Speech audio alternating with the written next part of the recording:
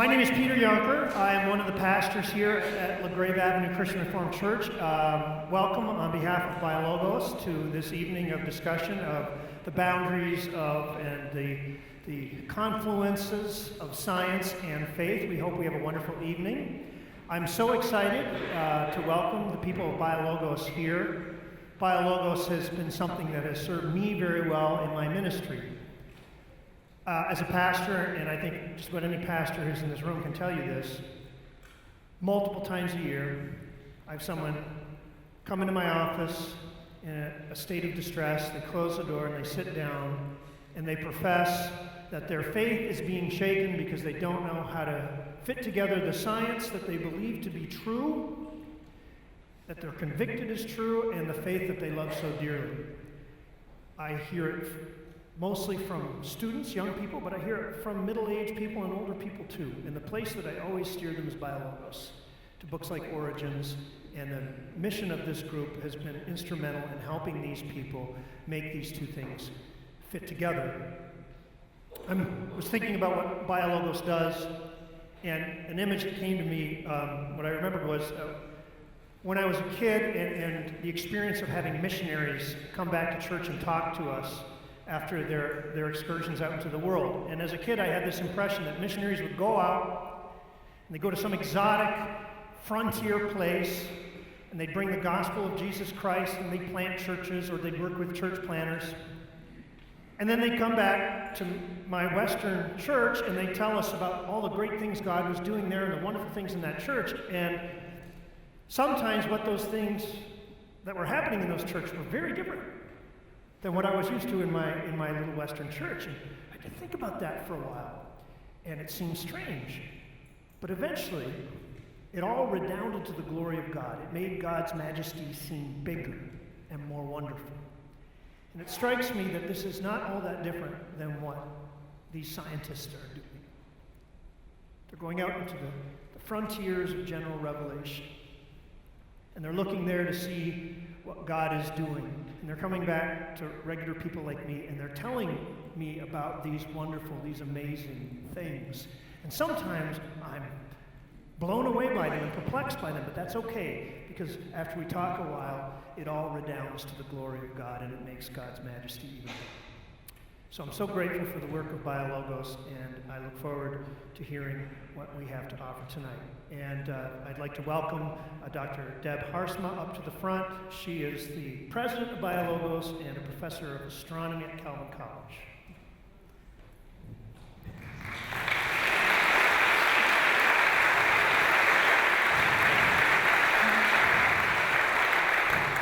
Thank you all. Yes, I was a professor at Calvin College for 14 years in physics and astronomy. I have studied the curvature of space and some of the most massive objects in the universe. It was very exciting for me to study galaxy clusters and how the incredible amount of mass in those things curved the space around it.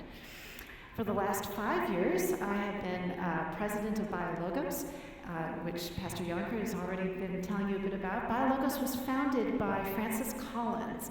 Francis Collins is one of the world's top geneticists. He led the Human Genome Project. He now directs the National Institutes of Health. And in addition to being an amazing scientific leader, he is a person of deep Christian faith.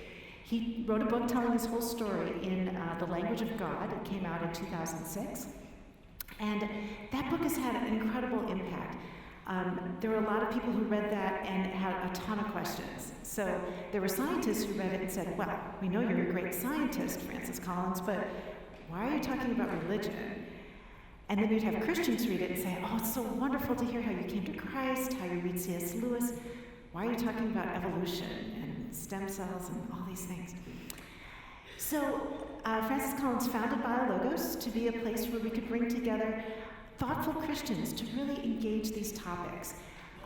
We have a website now that has a few thousand articles by leading scientists, by theologians, by pastors, by students, by many people telling their story of how they encountered the natural world and how they fit that with their Christian faith. So I encourage you to check out our website at biologos.org. We also do events like this around the country, so you're in for a treat tonight to hear some of our speakers. So have you been enjoying Art Prize? Have you had a chance to see anything yet? Yeah? Did you see the red alligators out in front of the Ford Museum there? It's so fun. I'm really noticing this year how many pieces of art are inspired by nature. There's this great quilt in the art museum called the Pacific Ocean, and it's the whole Pacific Ocean all done in quilt. It's amazing.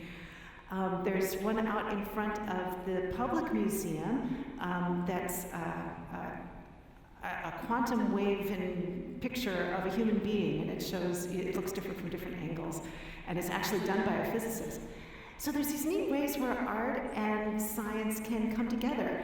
You know, science is pretty limited, although it tells us amazing things. It doesn't tell us everything. So it's great to be in dialogue with art as well. And with Christian faith, we need all these things coming together. There's questions facing our society today that are really challenging. I saw a piece of art at the J.W. Marriott, and I even had a chance to talk to the artist, and he used the phrase healing angel. It's all done in metal pieces, and so it looks like a mechanical person with a person head on top. But all the metal pieces are surgical instruments, and it actually has this little voiceover thing going, like the surgery is bringing healing. And it raises all these interesting questions, a way of thinking about what does it mean to be human in light of modern technology, how it heals us, and is it changing who we are? Some of these are the questions that we talk about at BioLogos. We want to bring together the best in cutting-edge science and the most rigorous Christian faith and heartfelt relationship with Jesus Christ. Sometimes those conversations aren't easy. Maybe you've heard this one. The dog looks to his master and says, "Wow, you feed me, you take care of me, you take me on walks. Wow, you must be God." That's what the dog says. And then the cat, same owner, and says, "Wow, you feed me, you take care of me, you meet all my needs. Wow, I must be God." With apologies to Jennifer Wiseman, who loves cats. So you can look at the very same information and have diametrically different interpretations of it. And that often happens in our society today. At BioLogos, we want to bring people together to understand things. We're looking at sometimes at the same stuff and have very different impressions. How can we have good conversations in that context? And that's part of why we're here tonight. I'm really pleased to be here this evening to explore these issues and to bring it to the front here, our first speaker, Praveen Sethupathy. And he will be speaking to us from his perspective as a geneticist. So he is Associate Professor of Biomedical Sciences at Cornell University, and he gets to study DNA. I'm jealous. I think it just is so cool, everything we're learning about the human genome. And he's going to share a little bit about that and his story and how he understands it as a Christian.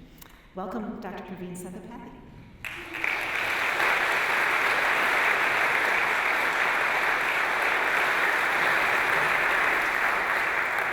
Thank you, Deb. Can everybody hear me okay? Great. Thanks not only to Deb and to BioLogos for giving me the opportunity to speak to you all today. It's wonderful to see all of you in particular, so thank you for coming out. I know, I'm positive you could be doing some really interesting things outside, but you've chosen to spend your time here with us, so I'm genuinely grateful about that. I have to say I'm also really honored to share the stage and to do this event jointly with Professor Richard Mouw. There are very few people about whom I can honestly say that I learn something new that challenges me and provokes me and stimulates me every time I hear them speak. And Rich is one of those people, so I think we're all in for a treat, and I thank you, Rich, for sharing the stage with me, and definitely look forward to hearing what you have to share. So, the task before me this evening is to speak on the common ground between science and Christian faith. from my perspective both as a scientist and as a Christian. I'm fairly certain that every scientist in every generation has said this, but it is truly an exciting time to do science. We're just scratching at the surface of what there is to know and discover in the natural world. And it feels like we are at the edge of a new frontier, particularly in fields like genomics, but also neuroscience.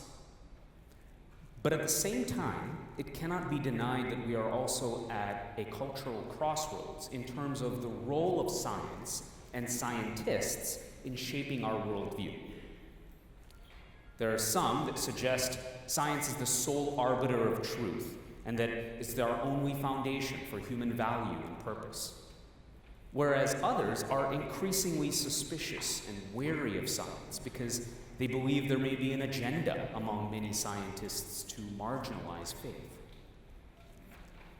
It's worth pointing out that if you view this topic through the lens of individuals throughout history, this culture war is a relatively recent one. Science and faith have actually long been very peaceful and productive co-laborers in the pursuit of truth. One very prominent individual who exemplifies this is Johannes Kepler, one of my favorite scientists. He's a famous German thinker and scientist from the 17th century. He established the laws of planetary motion, credited with creating the field of celestial mechanics, how the heavenly bodies move, considered one of the greatest astronomers and mathematicians in history. In one of his most famous scientific treatises, Kepler starts with the following words. And just keep in mind, this is a scientific treatise. I commence a sacred discourse, a most true hymn to God the Founder, and I judge it to be piety, not to sacrifice many bulls to him, to burn incense of innumerable perfumes, but rather first to learn myself, and afterwards to teach others too, how great he is in wisdom, how great in power, and of what sort in goodness. And then it's a whole lot of math. You see, Kepler, he didn't fall into science and then just hope that science and faith could be partners in the pursuit of truth. Kepler was actually driven to science by an insatiable desire to learn about and then celebrate God. That's why he did science. The scientific lens, whatever it happened to reveal, it didn't push God out of Kepler's worldview. Instead, it gave him a window into just how much more amazing God is than he thought previously. This modern notion that deep faith in what cannot be seen is somehow in direct opposition to one's ability to do rigorous study of what can be seen is a fallacy. Nonetheless, there are some commonly voiced issues that seem to prevent people from embracing this perspective that science and faith are harmonious. In the interest of time, I just want to highlight one of these tonight, and that is how we think about the concepts of purpose and meaning. It is apparent that randomness is inherent to many phenomena in biology. This is often very unsettling for people because it seems to suggest to them that there could be no larger purpose or meaning to our lives. However, one of the most stunning truths in biology is that apparently random processes lead to ordered, predictable outcomes all the time. A very compelling example of this is the formation of each of our human bodies in our mother's womb. That is, the process by which each of us develops from a single cell to a whole organism. It's been said that our cells play dice en route to becoming a fully formed heart cell, or liver cell, or skin cell. But despite this underlying randomness, at the end of the process, what happens? A human body emerges every time. Of course, each of our human bodies is just a little bit different from another's. I wish I was a little bit taller, but it's a human body nonetheless, right? How does this happen? There was an article in Nature many years ago now that provided what I thought was a poetic answer. If cells play dice, various geometric and temporal constraints on the cells can weight the dice, thus disrupting perfect randomness to convert noise into orchestrated sounds. In other words, even random processes are constrained by the parameters of the system in which they operate. And these constraints actually help shape the final outcome. Randomness does not imply the lack of order or purpose, at least the way that scientists generally refer to it. Instead, random processes operating under specified constraints can actually weave a rather beautiful tapestry. All of the diversity of human beings we have in this room now, for example. By the way, as a quick aside, this was exactly how Asa Gray, a Harvard botanist and devout Christian in the 19th century, felt about Darwin's theory of biological evolution. After critical examination of the theory and extensive back and forth interaction across the Atlantic with Darwin himself, Asa found evolutionary theory so beautiful and so compelling that he was among the very first to galvanize support for Darwin's ideas here in America. And he went on to author a volume of essays called Darwinium about the harmony between biological evolution and Christian doctrine. Notably, Asa was not troubled at all by what he referred to as accidental or random processes in nature, because he believed that creation was endowed with a certain amount of freedom, which would necessarily bring about variation, but all within the sphere of God's overall plan and design. Darwin once wrote in a letter that no one person understands my views and has defended them so well as Asa Gray. And I want to let that sink in. The person that Darwin felt best understood and appreciated him and his theory was a devout man of faith and a follower of Christ. There may be many different views on faith and on biological evolution that are represented here tonight, and that's okay. Our goal should not be to convince one another of our position, but rather to sharpen one another through open and gracious dialogue. And this is, by the way, one of the reasons why I am personally so committed to the mission of BioLogos, because it's in this process that I believe we will grow closer to each other and closer to God, and isn't that really the point? Although Darwin did not ultimately agree with Asa Gray's faith, he held Asa in very high esteem and was willing to hear him out on a wide variety of topics because Asa showed that he wasn't getting his dukes up to fight, but rather that he wanted to engage in gracious dialogue. This evening, I want to provide two concrete ways in which I have found that science harmonizes with Christian faith. One will cover the concept of humanity, and the second will be the concept of beauty. There was a third that I wanted to add on infinity, but I don't have time. So, humanity. What makes us human? There's been a long-standing impulse in the scientific community to answer this question with biology. That is, to identify biological features of modern humans that appear unique to us. There have been at least three major iterations of this approach in the scientific community, and I want to quickly walk you through these. One approach is at the behavioral level, so tool making and empathy, cooperation, trickery, even conflict resolution. These have all, at one point or the other, been suggested in the scientific community as unique markers of humanity, but have since been identified and are now widely appreciated in many other animals, particularly primates, but also in species less related to us, such as birds and hyenas. The more we learn, the fuzzier it seems to get in terms of how we cleanly distinguish ourselves behaviorally from other animals. All right, so what if we dig deeper? And we get to the cellular level. What if we defined a human as a collection of human cells, where each human cell is defined by all the stuff that's crammed in there, all the contents? This seems compelling at first, but there's a problem. One of the most remarkable discoveries in human biology is that our bodies are home to tens of trillions of microorganisms, mostly bacteria. Tens of trillions. This is a staggering number because if you put it in another way, slightly more than half of the cells in your human body are not human at all. And it's not just that they're there, particularly in organs like the skin and the gut. They're actually critical for the healthy functioning of those organs. And the environment around us, such as the food we eat, can reshape the bacterial composition of our bodies. And it's been demonstrated that altered bacterial composition, for example, in our gut, can exacerbate or even cause disease conditions like diabetes and some forms of cancer.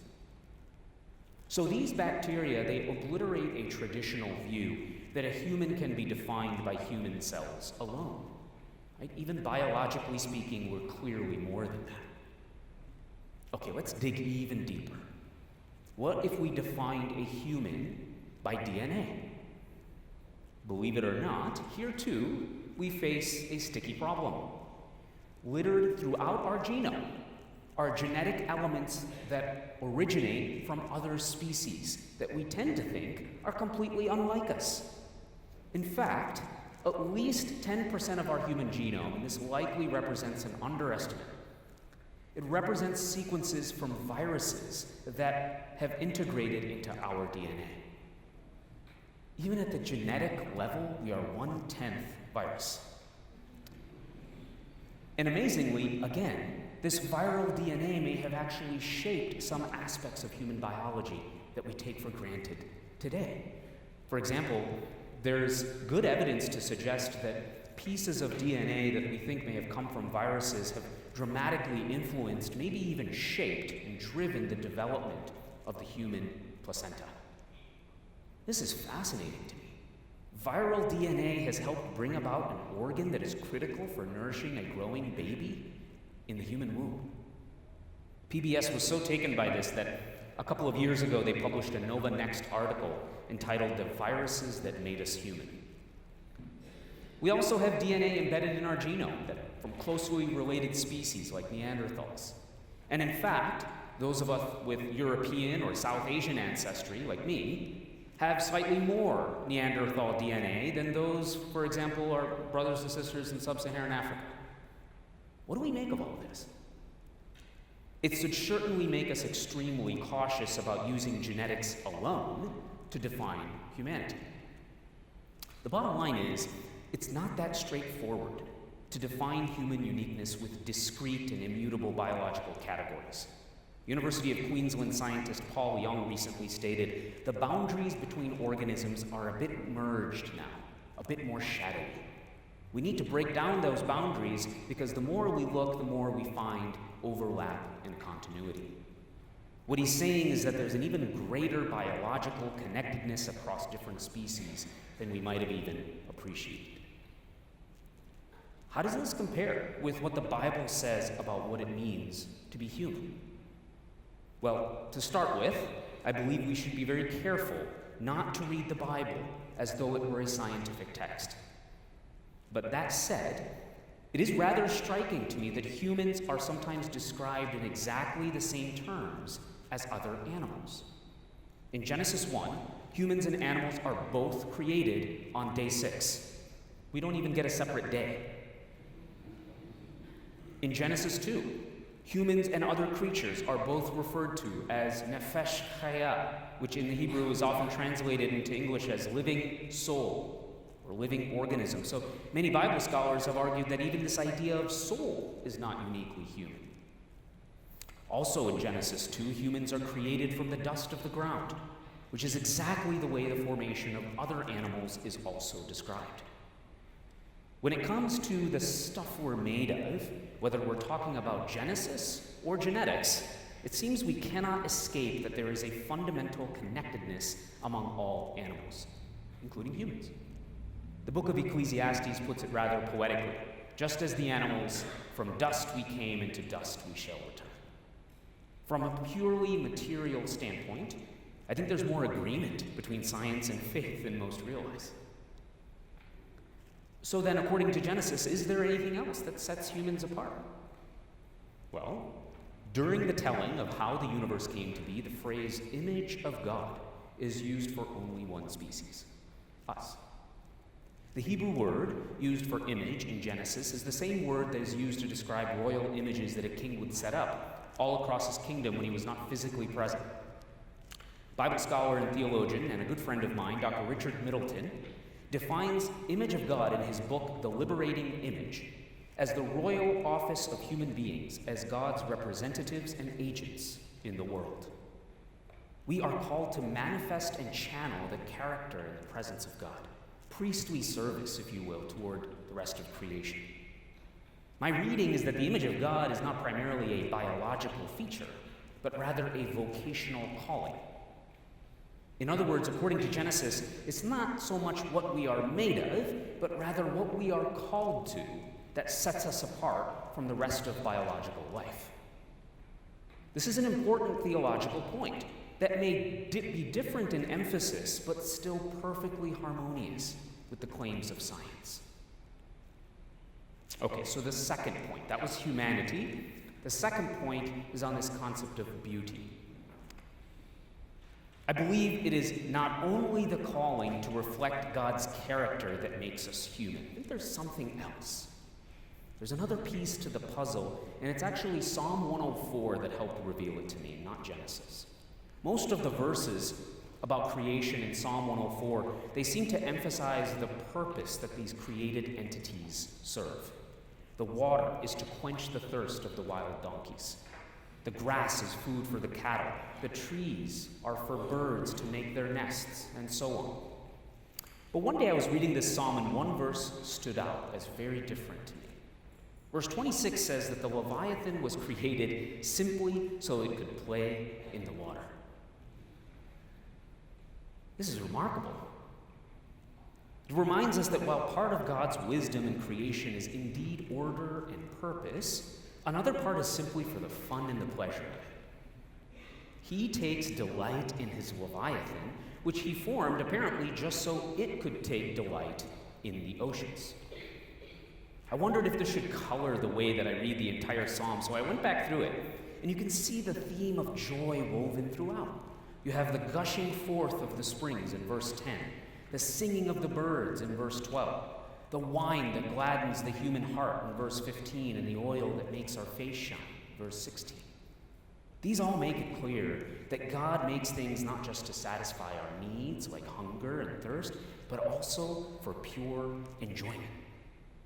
And I think herein lies a core truth of the Christian faith, that at the heart of creation is God's joy. God has been taking immense pleasure in his creation from the very beginning, and mankind is that unique slice of creation that gets to delight in creation right alongside our Creator. We, uniquely, get to peer into and make known what Ephesians 3:10 calls the manifold wisdom of God. And by so doing, draw nearer to God's joy in the experience of creation. See, for me, at the end of the day, this is a lot of what the scientific enterprise is about. Science doesn't detract from my humanity, it encourages it. It persuades me every single day that I go into work to open my eyes to the overabundance, the almost prodigal amount of created things all around me. The sheer vastness of the created order and the diversity and complexity of created things are awe-inspiring, are they not? If we let ourselves think about it. But I think we far too easily assume an overly pragmatic or utilitarian view of the world. But I think we're meant to exist in a kind of state of awe that I believe no other animal is. It's all there in part, at least simply because God enjoys it. And as humans, made in his image, we are called to enjoy it too. The idea of taking pleasure in creation strongly links my experience both as a scientist and as a Christian. I want to end tonight with two quotes from two very different men on this concept of beauty. The first is from Henri Poincaré, a brilliant French mathematician and scientist of the 19th century who happened to be atheist. He said, "The scientist does not study nature just because it is useful to do so. He studies it because he takes pleasure in it. And he takes pleasure in it because it is beautiful." The second was spoken by Jonathan Edwards, the great American theologian of the 18th century. And he says, "All the beauty to be found throughout the whole creation is but the reflection of the diffused beams of that being who has an infinite fullness of brightness and glory." Thank you very much.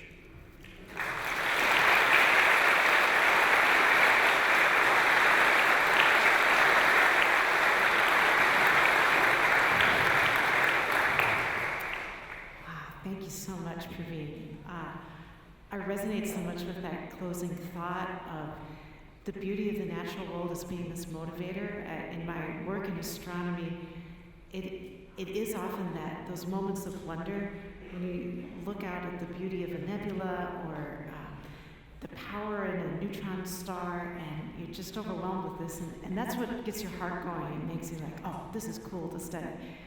And research isn't always like that. You're doing all the scientific work, and a lot of it is slogging along, but there are those moments where you just have this encounter with the beauty of the natural world.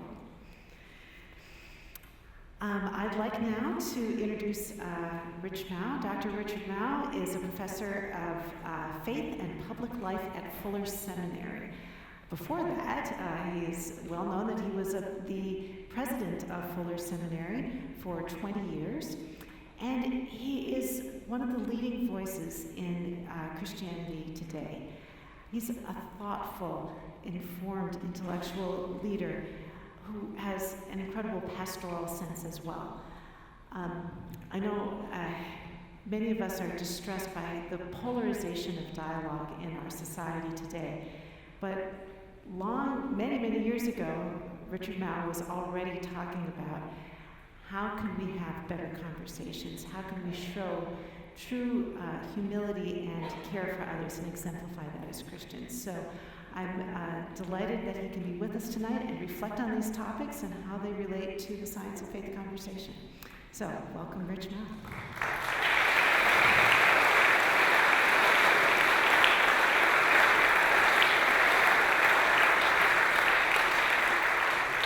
Thank you. It's great to be here, and thank you, Praveen.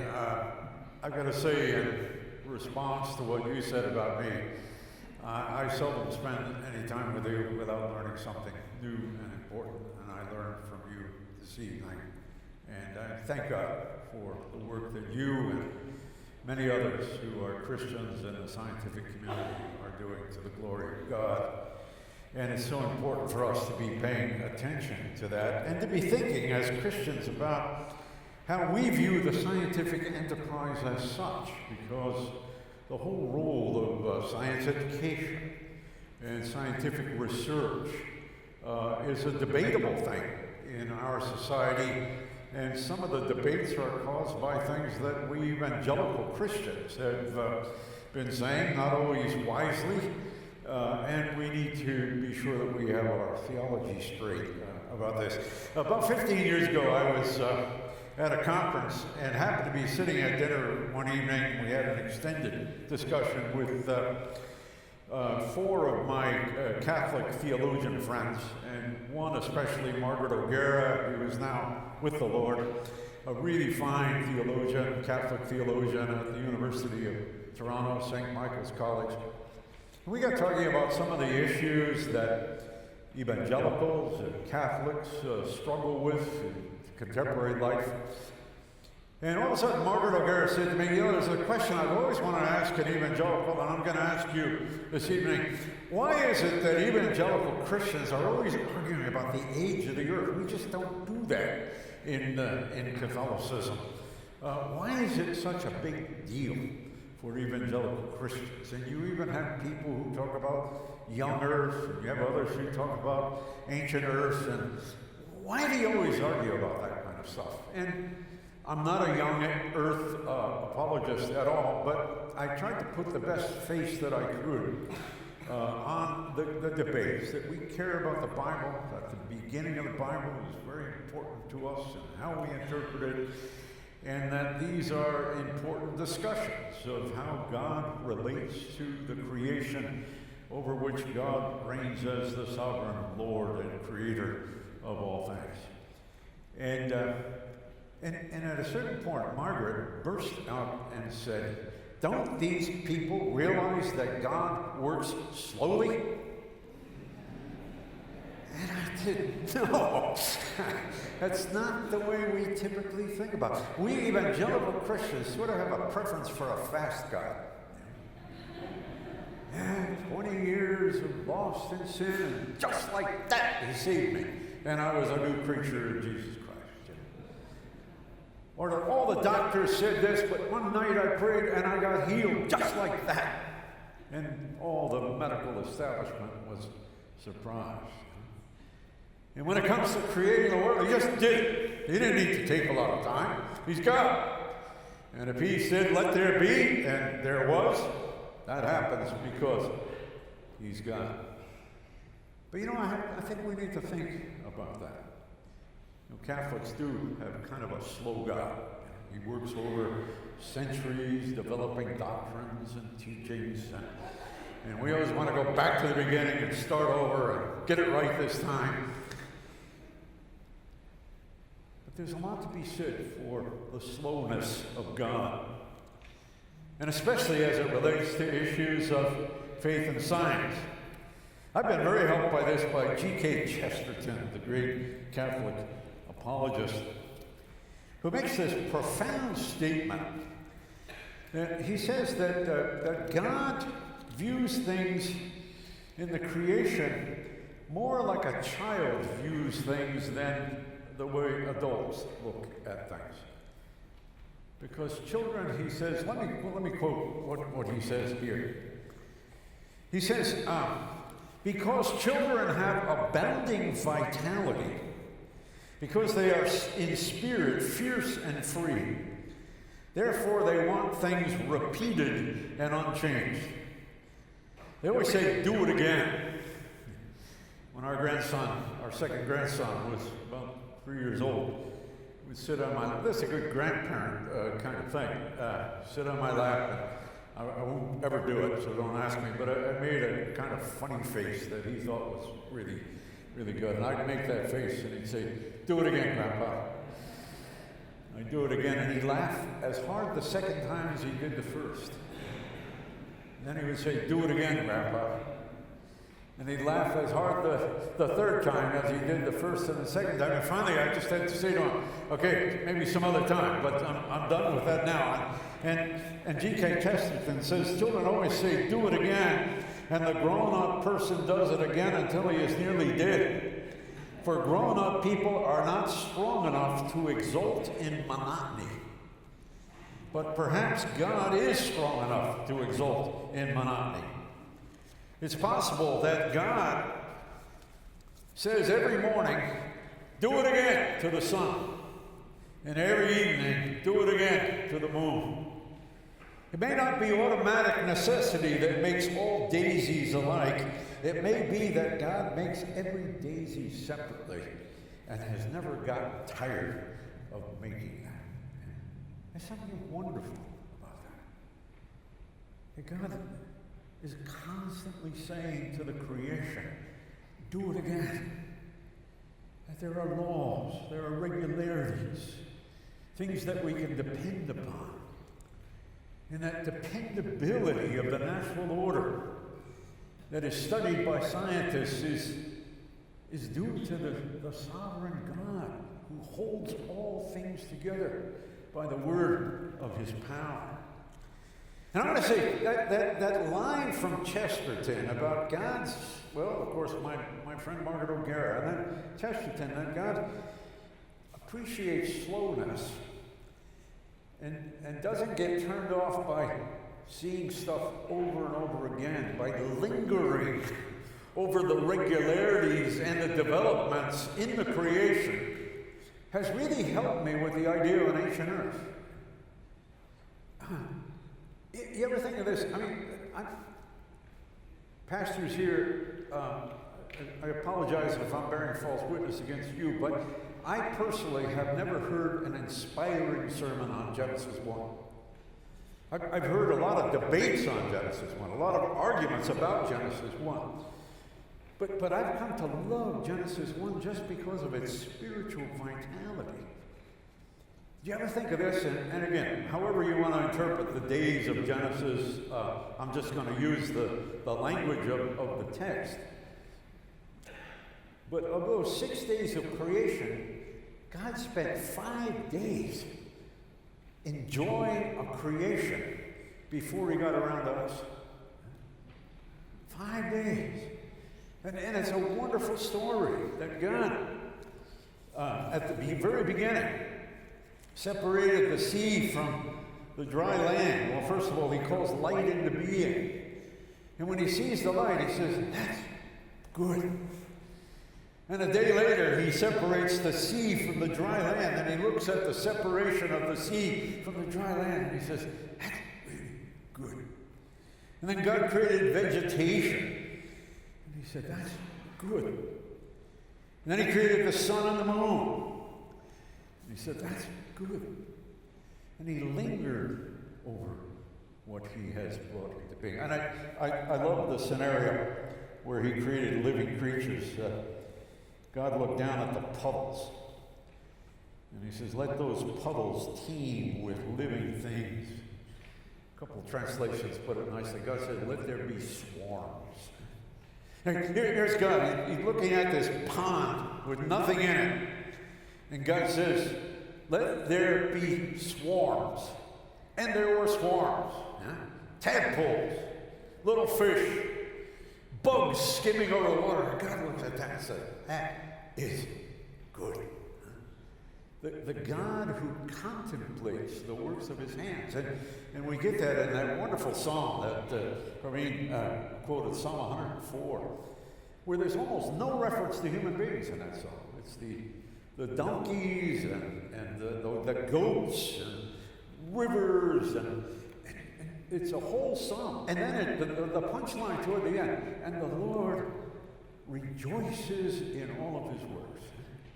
That God takes delight in the non-human creation. And then the marvelous thing about science is that science is lingering. I want to say in a God-like, God-imitating, God-honoring way, the scientist lingers. You know, Jennifer Wiseman works for NASA, one of our trustees, our board members here this evening. I talked about sitting and looking through that Hubble telescope and looking at remote stars and realizing that many of those stars have their own planets. She said, I could look at that for days. I'm glad that there are people who are lingering over the study of the stars and who have that sense of delight that these things are the kinds of things that God also takes delight. What was God doing? For those of us who believe in an ancient earth, what was God doing before human beings came on the scene? He was really enjoying his creation. He was enjoying ponds and vegetation. And he was enjoying the sun, the moon, the stars in ways that are far, far more than we can, and that we too must take delight in the creation. I had a reporter call me. In fact, I'm going to have an interview this week of a reporter. She says, I'm not religious, but I'm writing on the search for extraterrestrial intelligent life. And she said, I want to hit the religious angle, and I want to talk to you about how evangelicals might see the possibility of life on other planets. And I had maybe a dozen years ago, a reporter called me from one of the major newspapers, and he said there was a report then about the study of extraterrestrial intelligent life, the possibilities of that. And he said, am I right in thinking that evangelical Christians it would be a severe blow to the faith of evangelical Christians if intelligent life was discovered on other planets? What would it be like for you people And I said, you ever been to a Billy Graham meeting? He said, no, but I watched one once on television. And I said, well, the great soloist of the Billy Graham Crusades, George Beverly Shea, when I was a teenager, I learned a song from him that's become a very important hymn in the evangelical world, translated from the Swedish in the 1950s. And I said, let me just quote you a couple lines from it. Oh Lord my God, when I in awesome wonder consider all the worlds thy hands have made. And when I consider that, then sings my soul, my Savior God to thee, how great thou art. If I were planning worship for the Sunday after they have discovered intelligent life on other planets, we'd begin singing how great thou art. The one before whom we can say, all the worlds thy hands have made. How great thou art. And it's so important for human beings in our own modest ways. Many of us can take delight in the works of creation, but it's also important that we learn from. And I want to say Christians and non-Christians. We can learn from Christians and non-Christians who are studying the wonders of creation. We have a lot to learn from the scientific community, including having great gratitude for those who may not be persons of faith, but nonetheless are studying that. One of the confessions that people in this church should know about, the Belgian Confession, says the second book, the great book of creation, where all characters, great and small, point us to the living God who made all things. And we need to listen to the scientific community. We need to learn from them. One of the memorable sermons that I heard when we were living here in Grand Rapids was at Calvary Christian Reformed Church from Reverend Clarence Bonesma. And he was preaching on the Jonah story, a series on Jonah. And when he was talking about Jonah in the hold of the ship that was threatened by a storm, he said, you know, if all we knew was this, we just had a photo of this. There's a dispute going on between a prophet of the true God and a bunch of pagan sailors. If that's all we knew, we'd put our money on the prophet of the true God. But in this case, the pagan sailors were right, and the true prophet of the true God was wrong. And then he made this statement that I have never forgotten. Sometimes the world preaches important sermons to the church. And our scientific scholars doing research, whether they acknowledge the existence of the Creator or not, are lingering and often taking great delight in the vast complexities of created life. And they have much to teach us, and we need to receive their teachings with gratitude and be especially grateful for Praveen and Jeff and Jennifer and Deb and others who are Christians in the sciences who can guide us and help us to discern what sermons we ought to be hearing and what points they may be making that we would reject as people of faith in the living God, in the true God.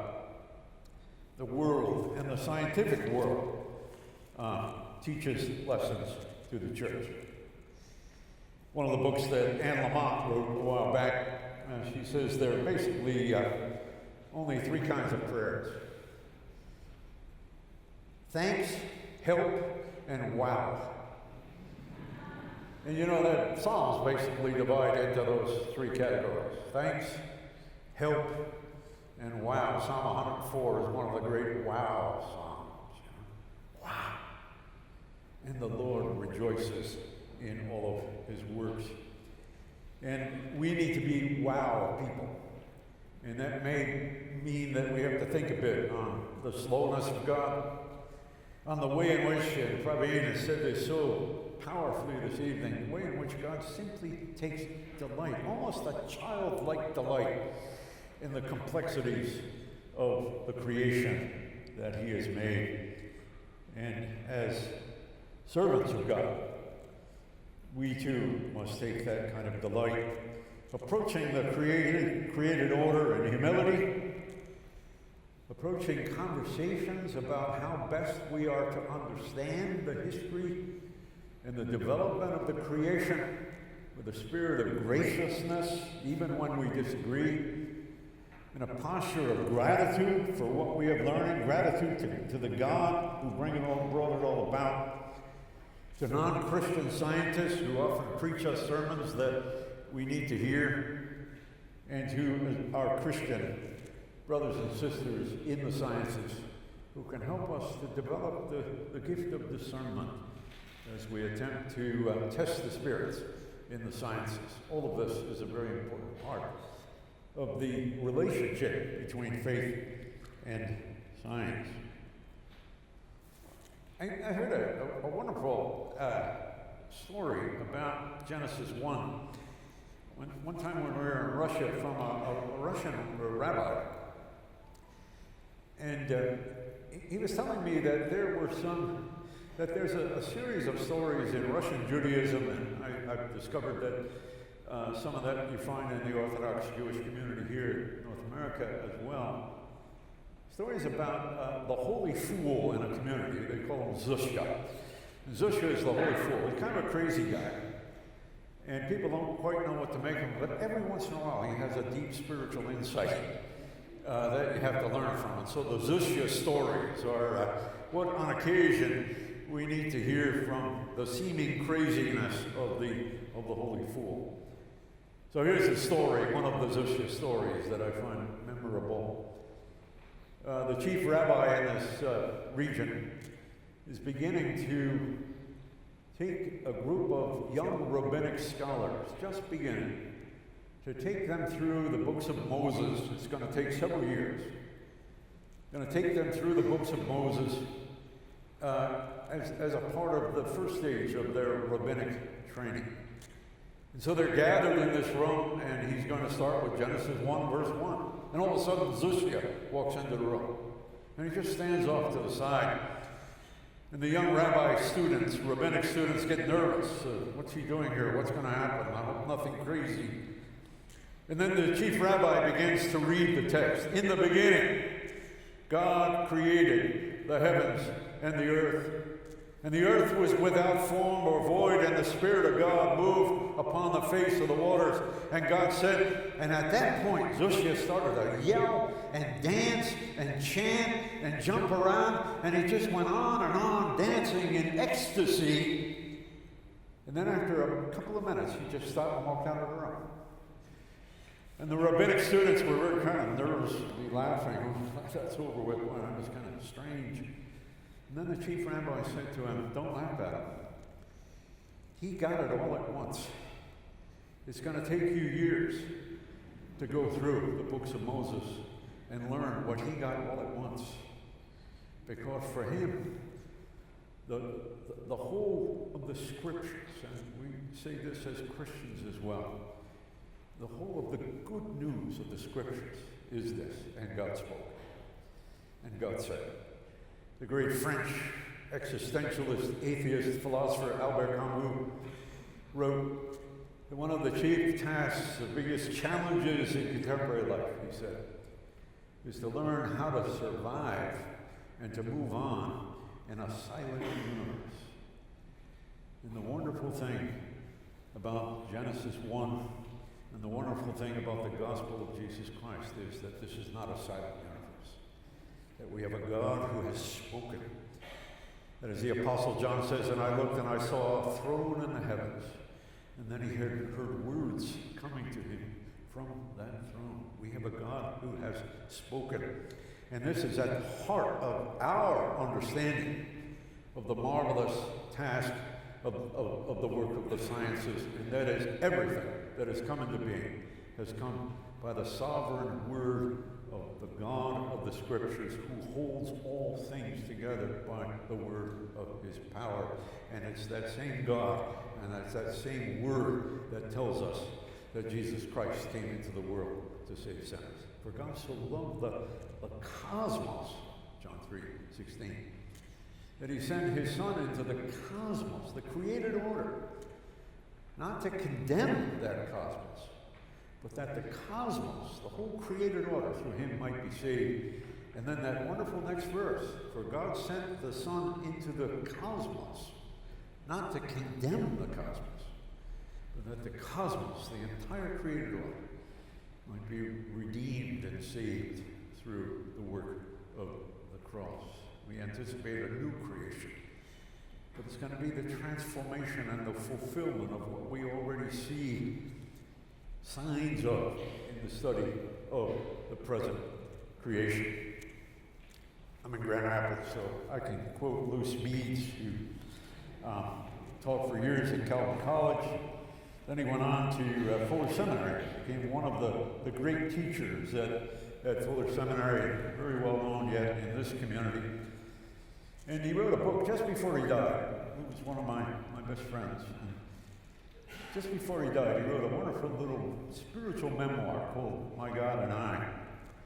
And in there he tells a story. Lou had gone to, I won't name it, but a well-known Bible Institute in Chicago, Illinois, which he did not, he happened not to like that very much. So he transferred to Calvin College, and he talks about the first class that he took at Calvin College. It was a course in English 101, English Composition 101. And he said, the professor in that class introduced me that day to a God the likes of whom I had never heard about. A God who liked elegant sentences and was offended by dangling modifiers. Once you believe this, where can you stop? If the maker of the universe admired words well put together, think of how he must love sound thought well put together. And if he loves sound thinking, how he must love a Bach concerto. And if he loved the Bach concerto, think of how he prized any human effort to bring a foretaste, be it ever so small, of his kingdom of justice and peace and happiness to the victimized people in the world. In short, Smead said, I met the maker of the universe who loved the world he made and was dedicated to its redemption.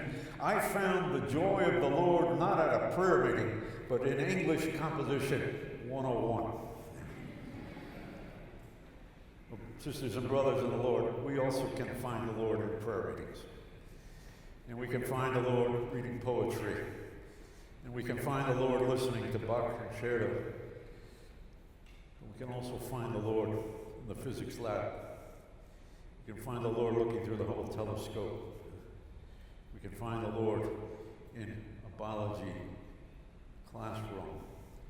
We can find the Lord studying the DNA at Cornell University. May it be that we, as the people of God, will take delight in the glories of the good creation for whom Jesus Christ came to redeem. Thank you all.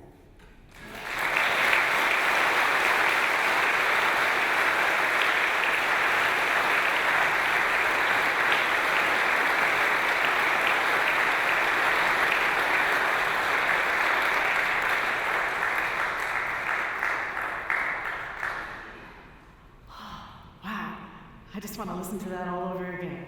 That's amazing. We have time now for a little bit of dialogue, so I'd like to invite both of our speakers to come back up, as well as Pastor Yonker, and we will have a little conversation here, and hopefully ask maybe some of the questions you're thinking of as well, and get our speakers to interact with each other a little bit.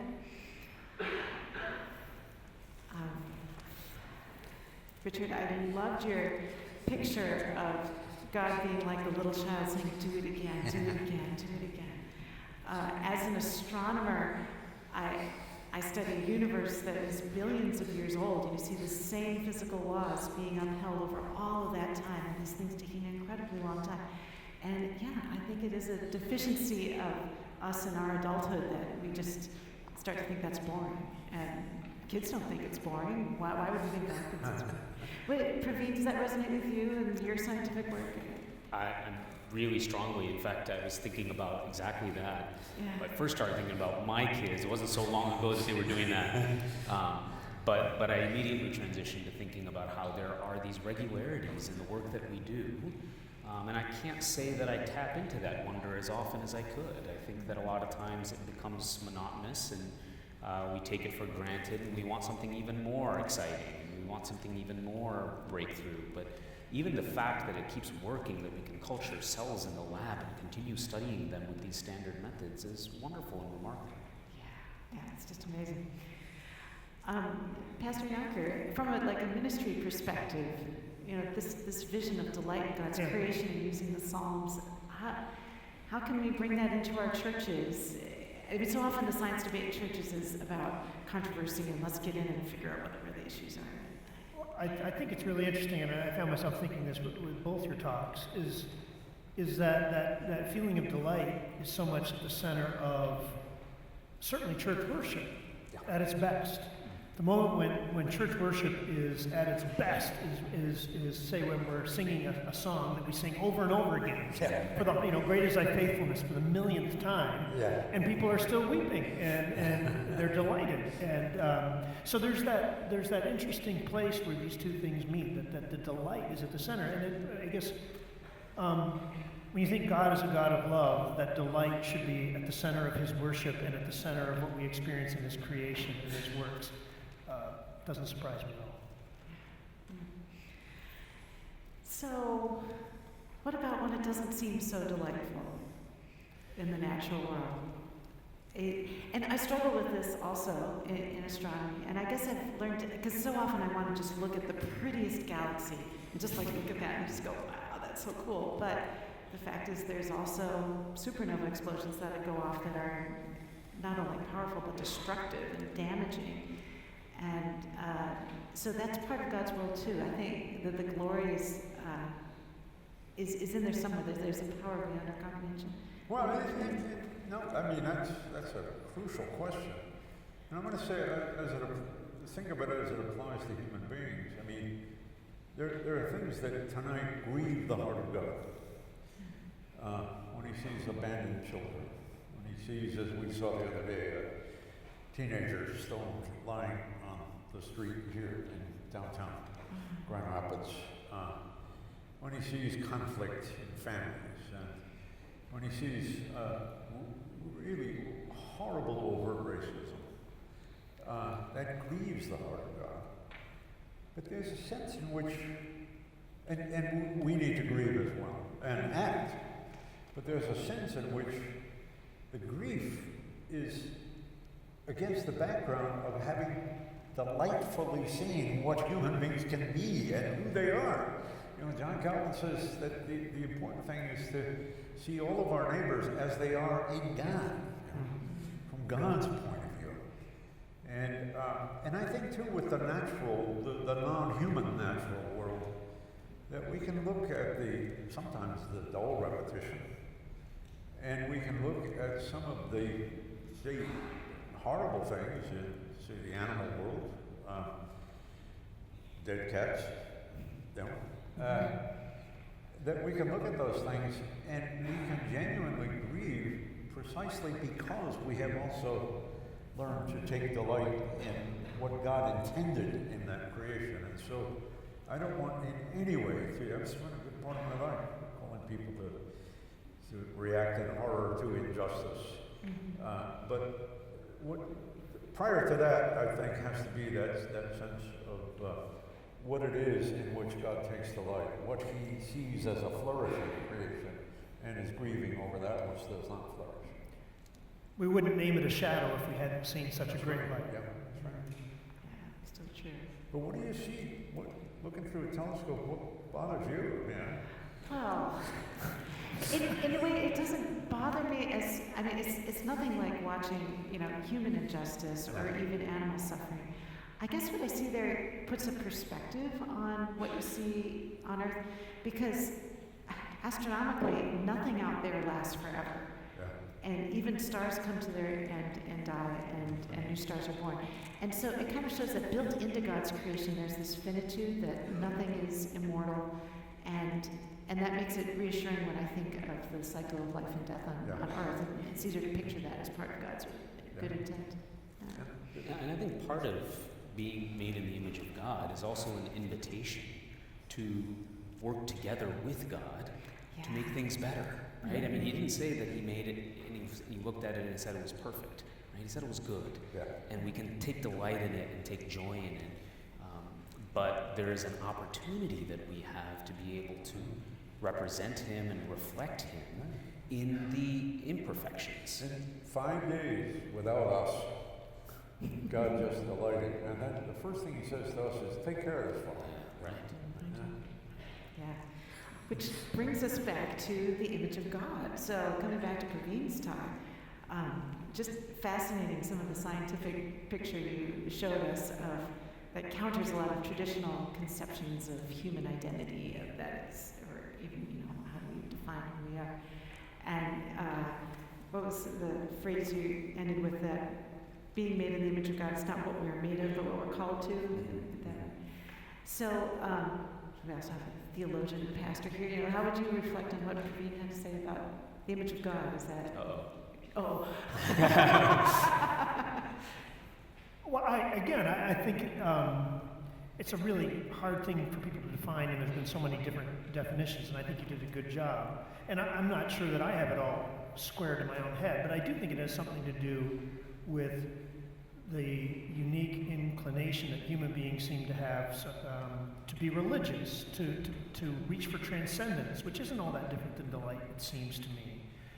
Just every culture that I know about has some sort of religious form. So there's something in us that reaches beyond ourselves, and that's tied into awe, that's tied into wonder. And I think that's, even atheists, even Richard Dawkins would go down to Lake Michigan on a summer night and watch the sun sink into Lake Michigan and say, wow. He wouldn't be able to shut that down. And I think that's something fundamental to who we are, and I think that's tying into the image of God. And it comes back to the light again, I think.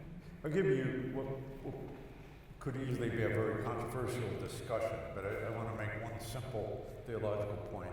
Pastor calls me, says, I just had a terrible week.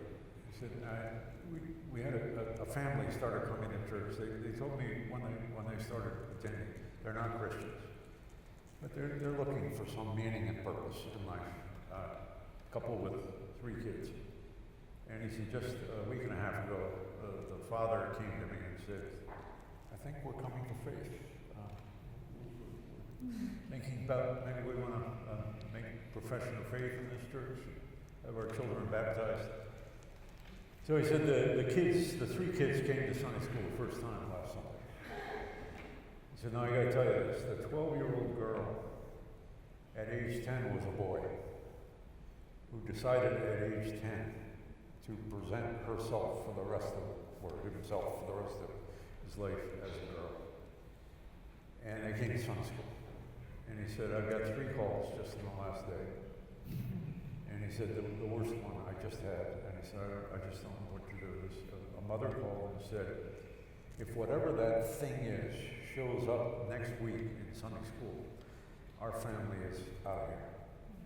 Now, there are complex pastoral issues and big theological questions and all the rest, but this has to be absolutely foundational. That is not a thing. That's a precious, special creation by the God and Father of Jesus Christ. And probably at this time, a very vulnerable moment in that child's life. And the one place, that kid did not make that decision to be popular at school, or that gym class would go better. That kid is facing a lot of issues. And the one place in the world that they ought not to say, if that thing doesn't get out of here, is the Church of Jesus Christ. And again, we have big issues to discuss there. But those of us who have learned that the only prayer that child ever has to pray in order to approach God is just as I am, without one plea, but that thy blood was shed for me, And the problem is that the image of God isn't just a grand theological notion, but we're seeing it all over the place in our culture. The racism, and I won't argue about immigration policy, but we do need to think of those little children at the borders as created in the image of God. And that should make a difference, at least in the ways in which we talk about the issues. And so, Imago Dei, image of God, is a profound cultural issue these days. Well, come to Grand Rapids, I get in trouble. Well, and so all of these questions around human identity, there are so many things about what does it mean to be made human that are intersected with science. And BioLogos has done a lot of work on evolution and creation. We're beginning to ask more of these questions about human identity. So I'm excited about where we're headed on that. Coming back to evolution, we've talked about evolution in the age of the earth. And I'm sure some people here wondering, well, how in the world do you fit that with 6 days of Genesis? And I'm also very aware from some recent conversations I had with atheists that they wonder the same thing. Like, the Bible says 6 days. How can you take the Bible seriously if it says that in contrast to science? So could you, wants to take that? Probably. Well, I mean, I was raised in an environment where I was told early on, at home, in church, Sunday school, Bible clubs, catechism, that the earth was created in 6 24-hour days. But they also have to struggle. Well, maybe there's a gap between, and the earth became without form. You know, I mean, they looked for ways to allow for an earlier earth than the one that they were acknowledging. And to me, I made my peace with it. That at the very least, I think we can say these don't have to be 24-hour days. You know, I heard a lot also as a kid that maybe God's sense of time is different than ours. But one of the most helpful things I heard was a very evangelical Old Testament theologian, Ron Youngblood from Bethel Seminary, who said, you know, I see Genesis 1 as speaking to the surrounding pagan cultures who want to worship the sun. And they say, no, God called that sun into being. Well, God alone is worthy of worship. They want to worship images of animals. No, God is the one who created those animals. And God alone is worthy of worship. That is, as it were, a doxology of praise to the God by whose sovereign decree everything else came into, and we dare not worship anything but God. So it's calling our attention to who God is, and this has got to be foundational for all of us. Everything that exists has been called into being by the decree of a sovereign God. You know? And that's, I see, the foundational, non-negotiable teaching of Genesis 1. Now, whether there was light before the firmament or even before the sun, I'm not ready to argue about those things, but I do know this: don't worship the sun, because God alone is worthy of worship. I think, you know, to just add on to that. S-U-N, by the way. Yeah, sorry. Right. Having a high view of Scripture, I think, means that we take each of the books of the Bible seriously from the standpoint of what the author intended for us to understand. And this is why Tremper Longman has a series of books on how to read X book of the Bible, right? How to read Genesis, how to read Proverbs. And I've learned so much from those series, even just this notion of understanding all of the diverse ways in which the Bible intends to communicate truth to us. It's all truth, right?